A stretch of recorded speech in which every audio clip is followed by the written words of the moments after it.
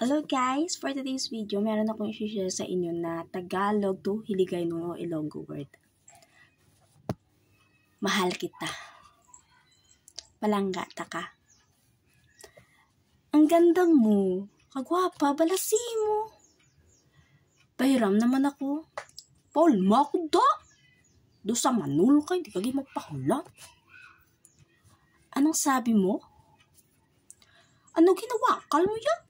Ano ginawangal mo? Pagkaudsi mo, aga ka pa ya. Tuwalwangal ka na. Patayin kaya kita. Pat yun takakaroon. Sige, yagid bla. Pat yun tagi kakaroon. Ano, suntukan tayo? Suntukan tayo? Abato agad dya. Tapungulay tabla. Dali, tapungulay tabla. Abi mo na, loksi mo. Dali, di palapit sa akong bato agad daw. Tapungulay ta. Pasensya na po. Di, sorry lang eh.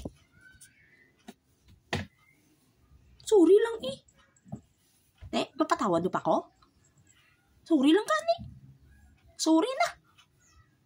Okay na?